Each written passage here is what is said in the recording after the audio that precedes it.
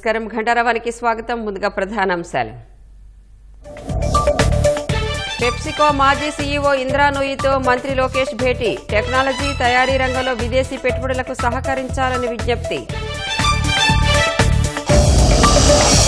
కర్నూలు ఉల్లి మార్కెట్లో రైతులకు తప్పని విక్రయ కష్టాలు. గంటల తరబడి రోడ్లపైనే వాహనాలు.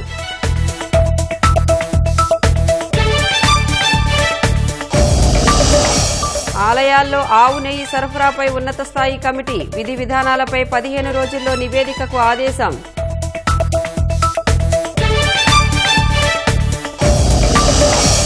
పాక్ నుంచి ఉగ్ర చొరబాట్లు, అక్రమ ఆయుధాల కట్టడికి చర్యలు. ఆధునిక కౌంటర్ డ్రోన్ వ్యవస్థను మోహరించిన భారత్.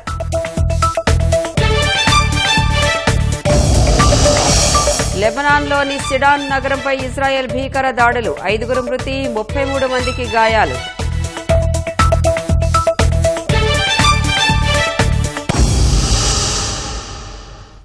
అమెరికాలో పర్యటిస్తున్న ఐటీ శాఖ మంత్రి నారా లోకేష్ లాస్ వెగాస్ నగరంలో ఐటీ సర్వ్ సినర్జీ సమ్మిట్లో పాల్గొన్నారు. సమ్మిట్ ప్రాంగణంలో పారిశ్రామికవేత్తలతో లోకేష్ భేటీ అయ్యారు. అమెజాన్ వెబ్ సర్వీసెస్ ఎండీ రేచల్తో సమావేశమయ్యారు. పెప్సికో మాజీ సీఈఓ ఇంద్రా నూయితో లోకేష్ భేటీ అయ్యారు. Revature CEO Ashwini Bharat, Salesforce AI CEO Clara షియాతోనూ సమావేశమయ్యారు. రాష్ట్రంలో పెట్టుబడులకు ఉన్న అనుకూలతలను మంత్రి లోకేష్ వివరించారు. ఐటీ సర్వ్ సినర్జీ సదస్సులో విశిష్ట అతిథిగా పాల్గొన్న లోకేష్ కీలకోపన్యాసం చేశారు.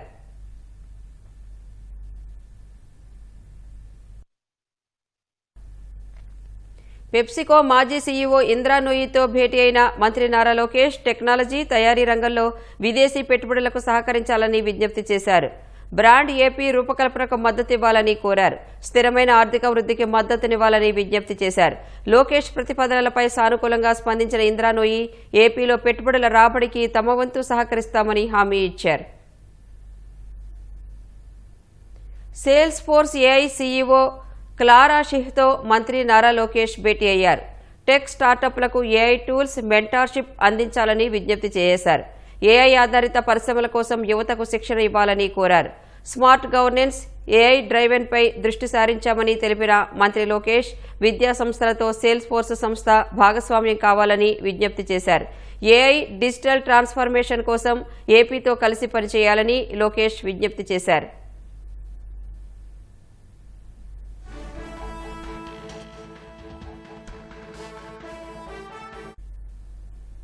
Amazon Web Services MD Rachel స్కాఫ్తో మంత్రి లోకేష్ భేటీ అయ్యారు. రాష్ట్రంలో అమెజాన్ డేటా సెంటర్ ఏర్పాటు చేయాలని విజ్ఞప్తి చేశారు.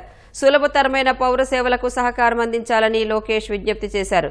క్లౌడ్ ఇన్ఫ్రాస్ట్రక్చర్లో ఏపీడీటీ లక్ష్యాల సాధనకు ఏడబ్ల్యూఎస్ ఉపకరిస్తుందన్నారు. స్మార్ట్ గవర్నెన్స్లో ఏడబ్ల్యూఎస్ క్లౌడ్ సేవలు రాష్ట్రంలో కీలకమన్న లోకేష్ ఏఐ, ఎంఎల్లో ఏడబ్ల్యూఎస్ శ్రద్ధ, నిబద్ధతలు తమ ఆశయాలకు ఊతమిస్తాయన్నారు.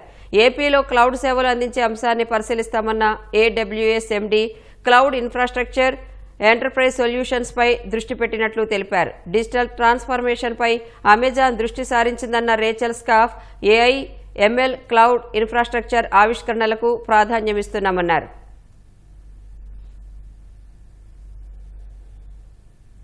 రాష్ట్రంలోని దేవాలయాల్లో ప్రసాదాల తయారీ, ఇతరత్ర అవసరాల కోసం వినియోగించే ఆవు నెయ్యి సేకరించే విషయంలో అనుసరించాల్సిన విధి విధానాల్లో మార్పులకు కమిటీని ఏర్పాటు చేశారు.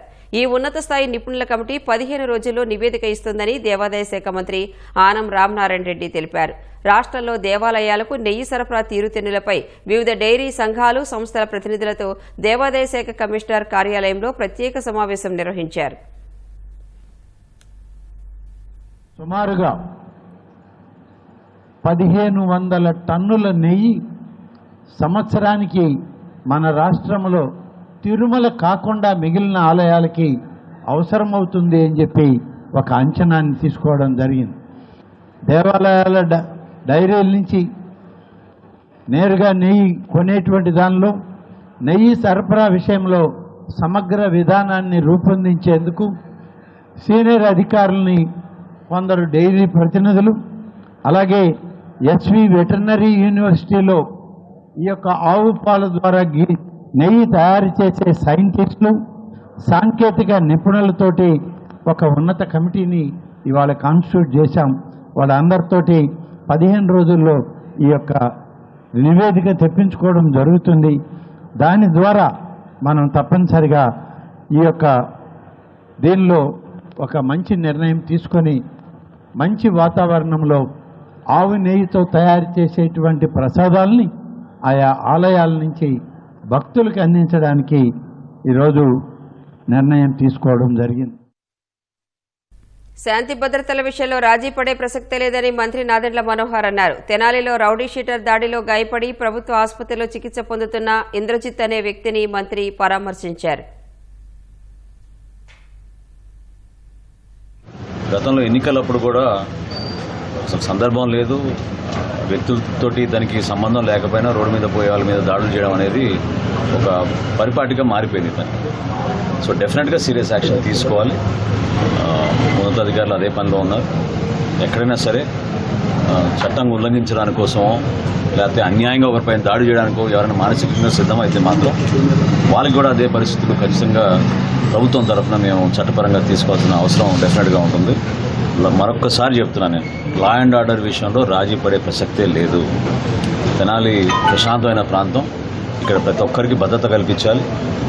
పరస్పరంగా గౌరవించుకునే విధంగా మనం చేసే ప్రతి కార్యక్రమాన్ని ప్రజలకు ఉపయోగపడే విధంగా, రాష్ట్రానికి ఉపయోగపడే విధంగా, అంతిమంగా తెనాలికి ఉన్న పేరు ప్రతిష్ట నిలబెట్టే విధంగా అధికార యంత్రాంగం, ప్రజాప్రతినిధులు అందరూ కూడా కలిసికట్టుగా ఆ విధంగా పనిచేస్తాం తప్ప ఇట్లా ఎవరో చిల్లర వేషాలు వేసుకుని ఏదో వాళ్ళ రాజ్యంలాగా వెళ్ళాలని ప్రయత్నిస్తే మాత్రం ఎట్టి పరిస్థితుల్లో కూడా ఒప్పుకునే ప్రసక్తే లేదు. డెఫినెట్గా రాబోయే రోజుల్లో ఇటువంటి కార్యక్రమాలు ఇంకెప్పుడు కూడా జరగకుండా తగు చర్యలు తీసుకుంటాం పోలీసు అధికారుల ద్వారా, ఇక్కడ ఉన్న యంత్రాంగం ద్వారానే చాలా స్పష్టంగా నేను చెప్తాను. గత 5 ఏళ్లలో రాష్ట్రంలో క్రీడా వ్యవస్థను సర్వనాశనం చేశారని, క్రీడారంగాన్ని 20 ఏళ్లు వెనక్కి తీసుకువెళ్లారని శాప్ చైర్మన్ అనిమిని రవినాయుడు విమర్శించారు. ఆడుదాం ఆంధ్రాను కేవలం రాజకీయ ప్రయోజనాల కోసం తెచ్చారన్న ఆయన 100 కోట్లు వైసీపీ నేతలు దోచేశారని ఆరోపించారు. త్వరలోనే ఆధారాలతో దోచేసిన వాళ్లను జైలుకి పంపిస్తామని చెప్పారు. క్రీడాంధ్రప్రదేశ్ లక్ష్యంగా త్వరలో సమగ్ర క్రీడా విధానం ప్రకటిస్తామన్న ఆయన ప్రతిభను ప్రోత్సహించి అత్యుత్తమ శిక్షణ అందించి రాష్ట్ర, జాతీయ, అంతర్జాతీయ స్థాయిలో పతకాలు సాధించేలా కార్యాచరణతో విధాన రూపకల్పనకు కసరత్తు చేస్తున్నట్లు తెలిపారు. ఆడుదాం ఆంధ్ర పేరు మీద నేను రివ్యూ చేశాను. దీని ఆలోచన ఏంటి, దీనివల్ల క్రీడాకారులకు ఉపయోగం ఏంటని చర్చించినప్పుడు శాప్లో ఉన్న మా అధికారులు దాని మీద డిస్కషన్ చేసినప్పుడు చెప్పారు, సార్ మీరు వాళ్ళ టాలెంట్ని తీసుకొని వచ్చే ఆలోచన మీరు డిస్కషన్ చేస్తారు, కానీ దాని ఆలోచన అది కాదు సార్, అండర్-17 పైన తీసుకోమని చెప్పారు.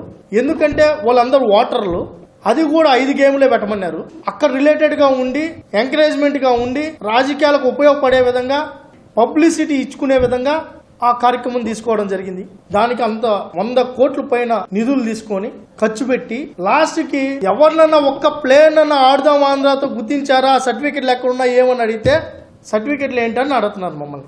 క్రీడను రాజకీయ క్రీడగా వాడుకుంటారా? మీ రాజకీయాల కోసం 100 కోట్ల పైన ఆడుదాం ఆంధ్ర పేరుతో ఎవరి జోబులోకి వెళ్ళిందో తొందరలోనే బయటపడుతున్నాం. అమెరికా లాస్ వెగాస్ లో మంత్రి లోకేష్ మాట్లాడుతున్నారు. ప్రత్యక్ష ప్రసారం ద్వారా చూద్దాం. Goes back to their memories with spending their time with their family. Coming to the topic about technology again, the state of AP basically is called Annapurna, which is rice bowl of India. So for that, basically is the bedrock is farming and farmers. So given, and I also see a lot of times you spoke about, ecosystems, like, developing ecosystems. So just want to understand how are you going to strengthen that ecosystem? So which is like basically kind of creating how to impact their lives. No, I mean, all of you know I did a Padayatra. In my Padayatra, I had a great chance to interact with farmers across segments. So I met palm oil farmers, paddy farmers, mango farmers, date farmers, banana farmers, mirchi farmers. What was fascinating for me is that they're working hard, they're investing money ahead of time, and they're not sure at the end are they going to make money or not. And they're doing this every crop cycle. So the way I looked at it, I said, there are 2 parts of this equation. 1, we need to reduce the cost of production. 2, how do we grow commodities and variants of our commodities which we can take to the globe. Now, I'll give you an example. I mean, all of us know that Rayalaseema is known for mango. But predominantly we grow varietals that we want. Why can't we grow varietals that the world wants? Varietals that Europe wants, Japan wants, which are also higher value in nature. And that's where I believe that state can play a very important role in guiding farmers. Similarly, our dates is another big area. Banana, dragon fruit, chiku is another area. So I think there's a lot of work that we can do as a government in terms of guiding farmers, giving not just subsidies alone, but inputs and even strengthening it with research stations and ensuring that the optimal output and productivity comes from the respective farms. So for me, that's of great interest and passion. The same thing applies even to, palm oil farmers. If you look at it, thanks to Annagaru, Andhra and Telangana, the two Telugu-speaking states have a very important role to play in palm oil, and we help government in terms of saving our forex. We have to support them, but we have to be in the smart way. We have import duties and exports subsidies based on the inflation. So how can we have a table making it easy so that government can take appropriate decisions? For me is very fascinating. So these are, I think, interventions you'll see at a policy level that will come up. And I truly believe that Rayalaseema particularly has a great opportunity to leapfrog in agriculture. It's an amazingly fertile soil, and just giving water through drip and giving extension to the appropriate horticulture crop, I think, can truly transform agriculture in that sense. And the last bit I'd like to add is technology plays an important role, more so from government's ability to map which commodity is being grown where and in what quantities, and how should government be prepared in terms of sale price hikes or slumps. Because there are days when tomatoes are highly priced, there are days when tomatoes go for 10 paisa, 50 paisa kg. So I think our government's ability to forecast that, prepare for that, and guide, advise farmers for that, I think will be very important, and that's something that we'll work on this time. Yeah, on the context of that, I've seen in your previous turn, you also attended Davos, and given that context, wanted to understand what is your strategy for attracting a lot of FDI, because I've seen you have delivered successfully on the government promise for Kia, and also you're quoting Foxconn and Brookfield. What do you see your strategy for, bringing a lot of FDI investments to the state of AP? Fundamentally, two things. Number one, India requires a lot of policy intervention at the national level to attract greater investments to our nation. See, today, honestly, it's not just about competing amongst ourselves as states, but we are also competing with other countries. I'm competing with Vietnam for attracting electronics investments. I'm competing with Ecuador on aqua exports.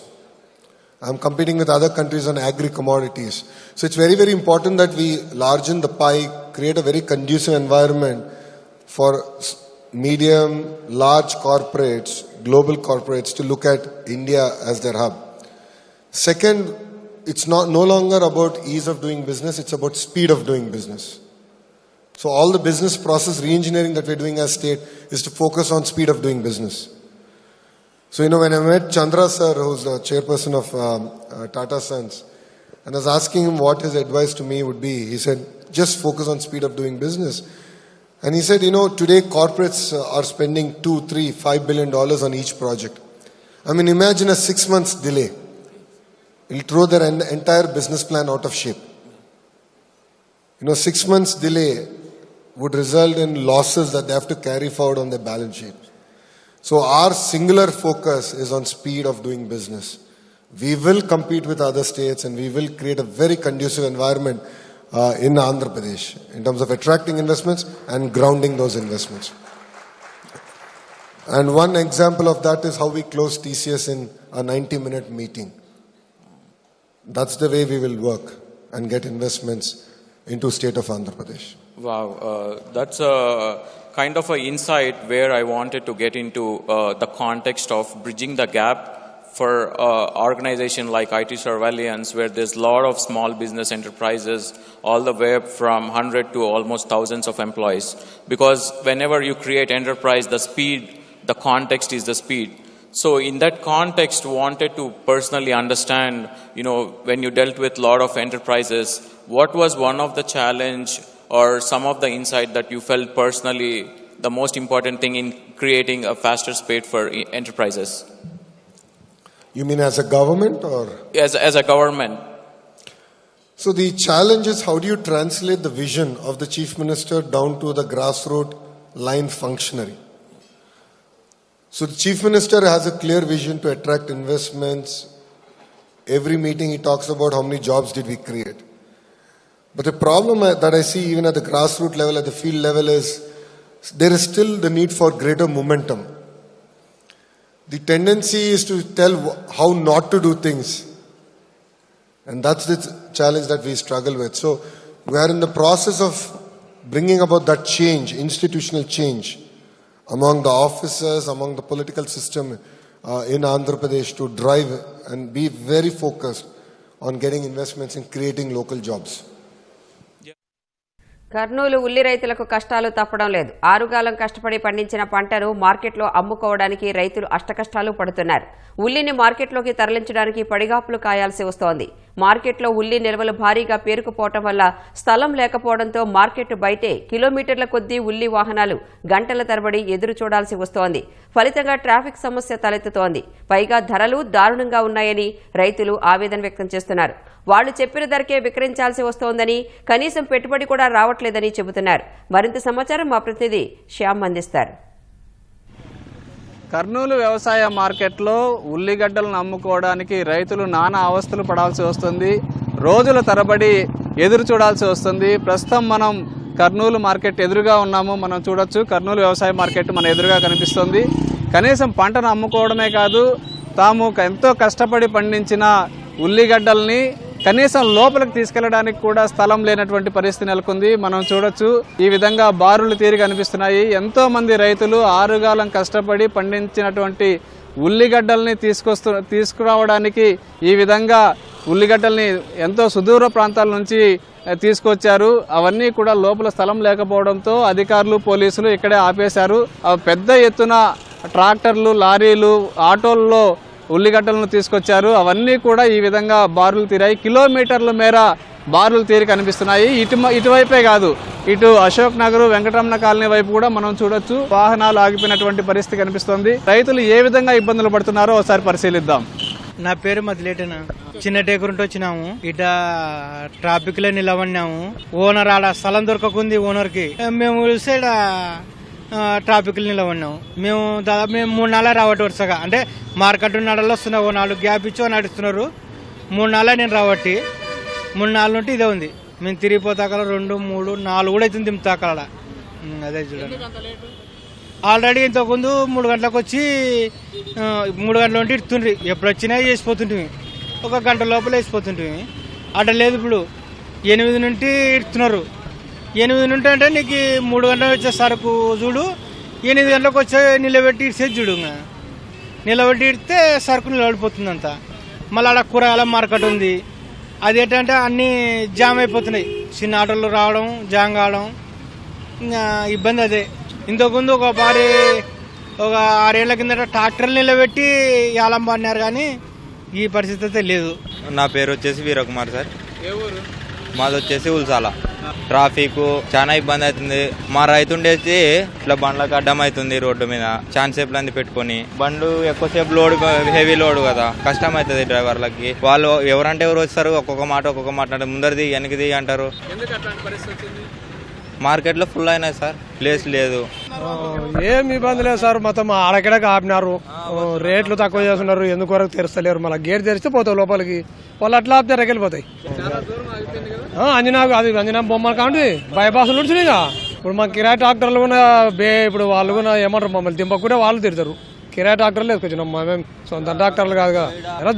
రైతుకు ఘోరంగా ఉంది sir. మరి rate కూడా పోతేనే పాడుతుంది రైతుకి. ఇంకో మళ్ళీ సార్ పెడతాము, వస్తాము, లేకుంటే ఇంకా పెట్టంగా బంద్ చేస్తాము, ఏరో పెట్టుకుంటాము. ఇట్లా పోతే ఇట్లా ఉంటే అడవుతుంది కాదు. నాగరాజు నా పేరు, మాది అలా తెలంగాణ. ఇక్కడ సరుకు తీసుకొచ్చాను. 2 రోజులు అసలు ఇక్కడ ఉన్నా కానీ రేటు చాలా తక్కువ అయిపోయింది. అసలు 1000 రూపాయలకి అడుగుతారు, 500, 600 అడుగుతారు. ఎట్లా చేయాలి మేము? సార్ కోసిన కూలీలో 600-700 పెట్టాం, కిరాయిలు తీసుకొచ్చినాం. ఏం నష్టం అయిపోయింది. పెట్టే పెట్టుబడి కూడా వెళ్తుంది మాకు. అసలు చాలా దారుణం అయిపోయింది. అసలుకి ఏం చేయంటావు, వాళ్ళు బుద్ధి గుడ్డి కాక రాసిపోతున్నారు అంతే. మొన్న సోమవారం వచ్చాను, 600 రాస్తే ఏం చేయాల? 2 నాలుగు ఇక్కడ నిద్ర లేదు, తిండి సరిగ్గా లేదు. ఇది వాళ్ళ అధికారులు అంతా చాలా నిర్లక్ష్యం చేసేస్తున్నారు. అసలుకి ఎక్కడ చూస్తే సరుకు అట్టే నిలబడిపోయింది. అసలు రైతులు పోనీకే కూడా 2 రోజులు అవుతుంది సార్, ఇక్కడనే అయిపోతుంది. గడ్డలు వేసుకొచ్చి అవి గ్రేడింగ్ చేసి తీసుకుని వస్తే కూడా చాలా డౌన్ అయిపోతుంది సార్ రేటు. కూలీలు ఒక రోజుకి 700-800 ఆడోళ్ళకే తీసుకుంటున్నారు. కోపిచ్చి ట్రాక్టర్ల బాడీలు అవి ఏం గిట్టుబాటు అవుతలేదు సార్ మాకు. అసలు రోజుకి వచ్చేసి ఇట్లా బంద్ చేస్తే అవి గడ్డలు వర్షం అన్నటి వరకు వర్షం బంద్ అయినందుకు గడ్డలు మురిగిపోతున్నాయి సార్, వేడికి ఎక్కువ అయిపోయి. ఏం చేయాలో అర్థం కాకుండా అసలు రైతుకి ఇట్లా ఉంటే చాలా అన్యాయం అయిపోతుంది. మొన్నటి వరకు రేట్లు ఎక్కువ ఉండే, ఇప్పుడు రేటు అన్యాయంగా అయిపోతుంది సార్. మరి దారుణంగా 500-1000 రూపాయలు అంటే వెయిటింగ్ చేస్తున్నాం. గడ్డలు ఎక్కువ అయిపోతున్నాయి అంటున్నారు సార్. మార్కెట్ బంద్ చేస్తున్నారు. వాళ్ళు రాసిన కాటికి మేము తీసుకున్న కాటికి ఏమన్నా రాదు, లేదంటే పాడేసి వదిలిపెట్టి వెళ్ళిపోవాల్సిందే. నష్టమే సార్ ఇట్లా ఉంటే. ఏం చేస్తాం? తాము పండించిన పంటను అమ్ముకోవడానికి ఈ విధంగా రోడ్ల మీద పడిగాపులు గాయాల్సి వస్తుందని తమకు ప్రభుత్వం న్యాయం చేయాలని రైతులు డిమాండ్ చేస్తున్నారు. కెమెరామెన్ శేషుతో షామీ టీవీ న్యూస్, కర్నూలు. సరిహద్దుల్లో ఉగ్రవాదుల చొరబాట్లను ఆపడానికి పాకిస్తాన్ నుంచి అక్రమంగా ఆయుధాలు, డ్రగ్స్ దేశంలోకి రాకుండా అడ్డుకునేందుకు భారత్ కొత్త వ్యూహాలు రచించింది. సరిహద్దులో అధునాతన సాంకేతికతతో కూడిన కౌంటర్ డ్రోన్ వ్యవస్థను మోహరించింది. ప్రత్యేక కెమెరాలు ఏర్పాటు చేసింది. కంట్రోల్ రూమ్స్ నుంచి వీటిని నిరంతరం పరిశీలిస్తూ ఉగ్రముప్పు అడ్డుకుంటోంది.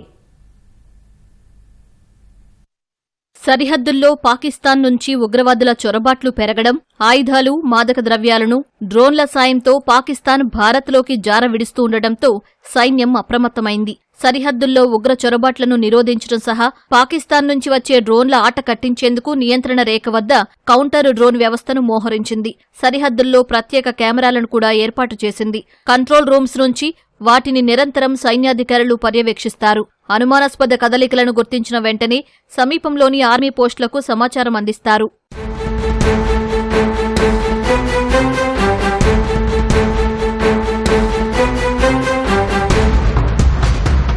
सर ये जैसे कि मैं PIDS जो इसका सेंसर है वो 5 मीटर रेडियस में किसी भी प्रकार के टारगेट को डिटेक्ट करता है.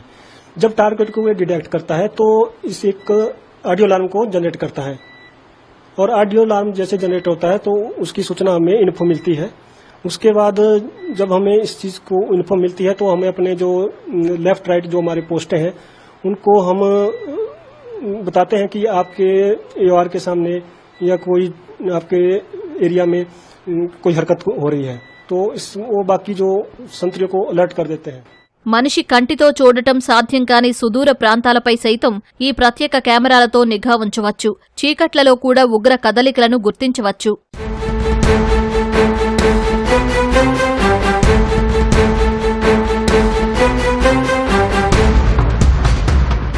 एक तो सर इसका जो रेंज है वो 1000 से 1500 मीटर तक है.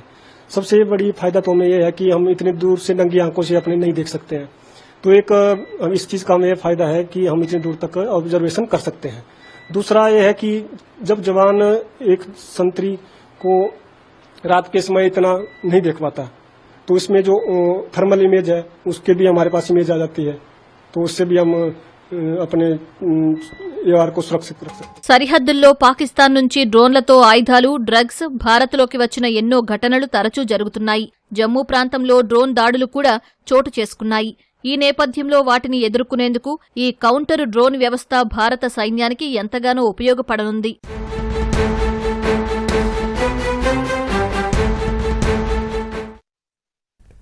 హిజ్బుల్లా అంతమే లక్ష్యంగా లెబనాన్లో ఇజ్రాయెల్ దాడులు కొనసాగుతున్నాయి. లెబనాన్లోని సిడాన్ నగరంపై ఇజ్రాయెల్ దళాలు భారీ వైమానిక దాడులు చేశాయి. ఈ దాడుల్లో 5 మంది ప్రాణాలు కోల్పోగా మరో 33 మంది గాయపడ్డారు. సిడాన్లో హెజ్బుల్లా స్థావరాలు లక్ష్యంగా ఇజ్రాయెల్ దళాలు 2 దాడులు జరిపినట్లు లెబనాన్ ఆరోగ్య శాఖ వెల్లడించింది. తర్వాత కొద్ది గంటల తర్వాత మూడోసారి వైమానిక దాడులు చేసినట్లు చెప్పింది. ఈ దాడుల్లో 2 భవనాలు పూర్తిగా ధ్వంసమయ్యాయి. ఇజ్రాయెల్ ఎలాంటి ముందస్తు హెచ్చరికలు లేకుండా దాడులు చేసినట్లు లెబనాన్ ఆరోగ్య శాఖ ఆరోపించింది. అంతకుముందు దక్షిణ లెబనాన్లోని 16 గ్రామాల ప్రజలు ఇళ్లను ఖాళీ చేసి సురక్షిత ప్రాంతాలకు తరలి వెళ్లాలని ఇజ్రాయెల్ ఆదేశాలు జారీ చేసింది. అయితే సిడాన్లో మాత్రం ఇజ్రాయెల్ ఆదేశాలు జారీ చేయలేదని లెబనాన్ ఆరోగ్య శాఖ వెల్లడించింది.